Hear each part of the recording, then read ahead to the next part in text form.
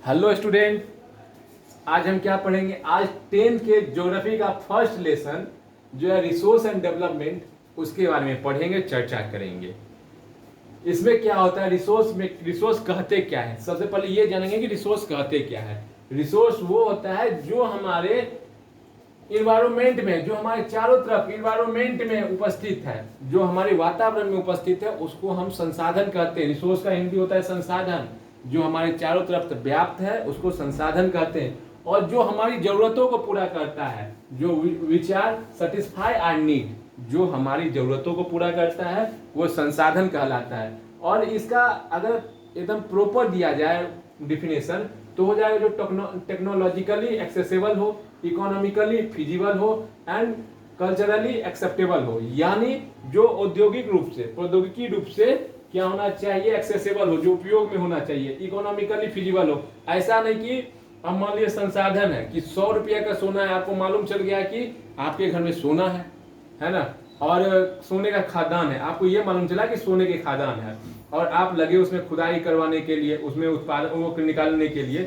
लेकिन जब आप निकाले तो सिर्फ 200 रुपया का सोना निकला, तो क्या हुआ, वो इकोनॉमिकली फिजिबल नहीं हुआ, वो जो है इकोनॉमिकली फिजिबल नहीं हुआ। तीसरा क्या है, कल्चरली एक्सेप्टेबल। अब जो कल्चर भी उसको एक्सेप्ट करना चाहिए तब जाके होगा। यानी रिसोर्स को कहते हैं डेवलप, संसाधन किसको कहते हैं, which are available in our environment, जो हमारे चारों तरफ व्याप्त है उसको हम कहते हैं संसाधन।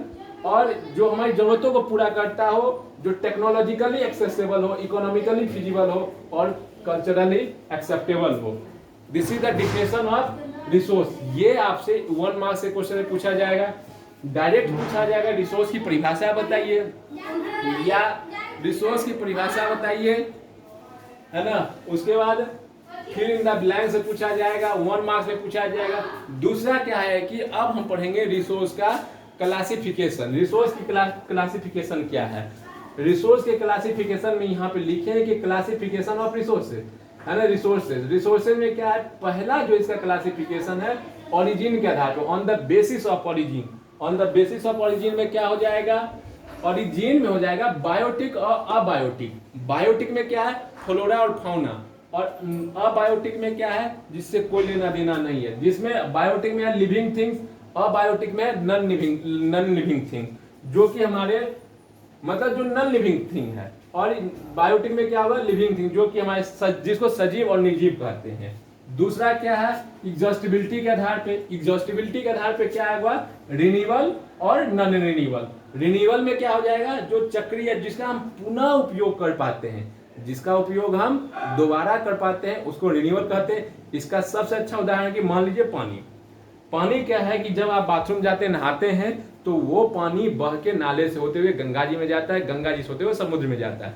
अब वो तो समुद्र में चला गया बेटा, जाने के बाद वो क्या होता है कि वाष्पीकृत हो जाता है, इवापोरेशन हो जाता है। पूरी कार्यक्रम के बाद वो फिर वर्षा के रूप में संघनित होकर पानी वापस आ जाता है। वो वापस आ गया तो वो रिन्यूअल हो गया। नॉन रिन्यूअल में क्या है, जो कि वातावरण में उपस्थित, मतलब यूज करने के बाद दोबारा नहीं आता है। जैसे कि आप मान लीजिए कि आप अपने गाड़ी में पेट्रोल भराते हैं और घूमने जाते हैं। जब घूम के आते हैं तो क्या वो बारिश की तरफ फिर से आपके टंकी में भर जाता है, बिल्कुल नहीं। तो इसका मतलब ये हुआ कि ये नॉन रिन्यूएबल हो गया।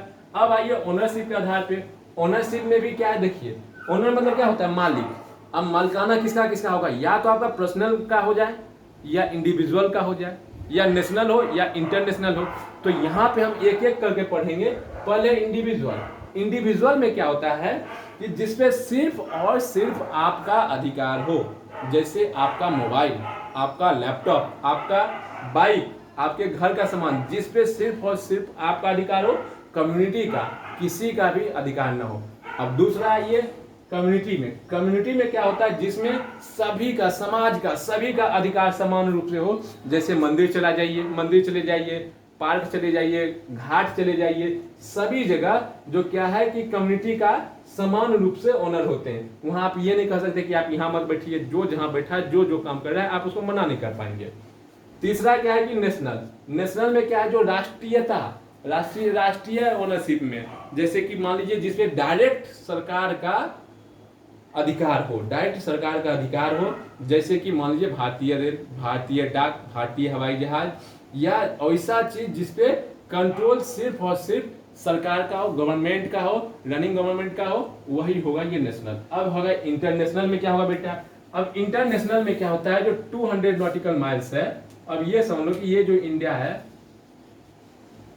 ऐसे ही है, तो ये जो इसका चारों तरफ का है ना सराउंडिंग, इसके बाद जो 200 नॉटिकल्स माइल्स है, इसके बाद का जो क्षेत्र हो जाएगा वो 200 नॉटिकल्स माइल्स हो जाएगा, वो उस पे सभी का बराबर का अधिकार है। ये अभी हम 3 तरह जाने। अब 14 स्टेटस ऑफ डेवलपमेंट, इसमें क्या है, अब इसमें हम क्या पढ़ते हैं, स्टेटस ऑफ डेवलपमेंट में क्लासिफिकेशन में ये पोटेंशियल है, ठीक है, on the basis of potential.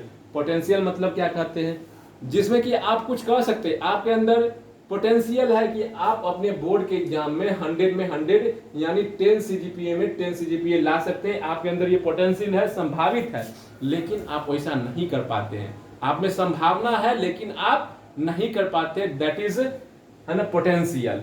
आपके पास जानकारी भी है, आप कर भी सकते हैं, लेकिन एग्जाम का सर्कमस्टांसेस ऐसा बना कि एग्जाम का प्रेशर हुआ, आप नहीं कर पाए। दूसरा है डेवलप। डेवलप में क्या होता है, जो कि हमको डेवलप फॉर्म में, जैसे मान लीजिए कि पेट्रोल हो गया, कोयला हो गया, है ना, सीएनजी हो गया, जिसका हम उपयोग डे टू डे में डेवलप रूप में करते हैं, वो डेवलप हो गया।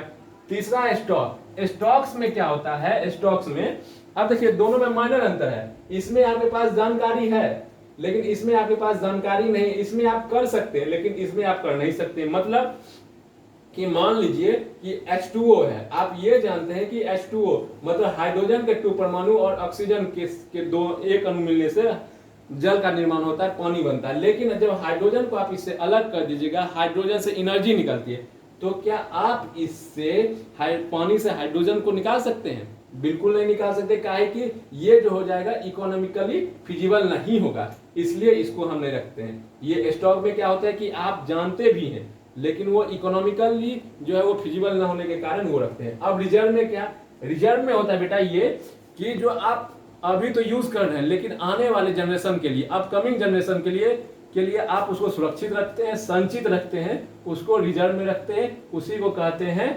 रिजर्व। यानी अभी जो आप पढ़े हैं, आप एक बार फिर से रिवाइज कर लीजिए।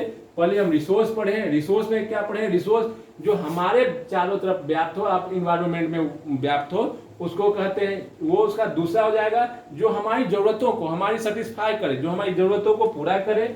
और तीसरा क्या हो जाएगा, जो ये टेक्नोलॉजिकली एक्सेसिबल हो, इकोनॉमिकली फिजिबल हो और कल्चरली एक्सेप्टेबल हो। यानी ये तीनों रूप से जो होगा उसी को रिसोर्स कहेंगे। इसके बाद रिसोर्स में जो पढ़े हैं वो पढ़े classification of resource. Classification resource में पढ़े हैं कि origin, on the basis of origin मतलब उत्पत्ति के आधार पे, जब उत्पत्ति हुई तो ये हो गया बायोटिक, ये हो गया अबायोटिक। बायोटिक में भी क्या हो जाएगा, जो फ्लोरा और फौना हो यानी लिविंग थिंग। अबायोटिक में हो जाएगा नॉन लिविंग थिंग्स, जिसको निर्जीव कहते हैं। दूसरा क्या हो जाएगा, एग्जॉस्टिबिलिटी के आधार पर रिन्यूएबल और नॉन रिन्यूएबल। रिन्यूएबल में बताया जो वातावरण पुनः उसको उपयोग में हम ले आए, जैसे हम वाटर का एग्जाम्पल दिए थे। ऑनरशिप के आधार पर बताए थे कि इंडिविजुअल मतलब जिसपे सिर्फ और सिर्फ आपका मलकाना हक हो। और दूसरा क्या होता है कम्युनिटी मतलब समुदाय का उस पर मतलब क्या कहते हैं हक होता है।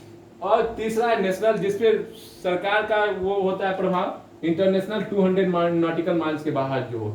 चौथा पढ़े थे स्टेटस ऑफ डेवलपमेंट के आधार पे, इसमें पोटेंशियल मतलब इसमें आपको संभावना है कि आप उत्पादन कर सकते हैं, रिसोर्स निकाल सकते हैं, लेकिन आप रिसोर्स नहीं निकाल पा रहे हैं। ज्ञान है, नॉलेज है, लेकिन आप नहीं कर पा रहे, उतना खनन नहीं कर पा रहे हैं। डेवलप है, जो कि डेवलप फॉर्म में हमारे पास उपलब्ध है, जैसे कोयला और ये स्टॉक्स में ये आप जानते भी हैं, लेकिन ये क्या है इकोनॉमिकली फिजिबल नहीं होने के कारण आप इसको नहीं रखते हैं। चौथा रिजर्व जो अपकमिंग के लिए हम रखे हुए, ये तो 1 मार्क्स में पूछा जाएगा।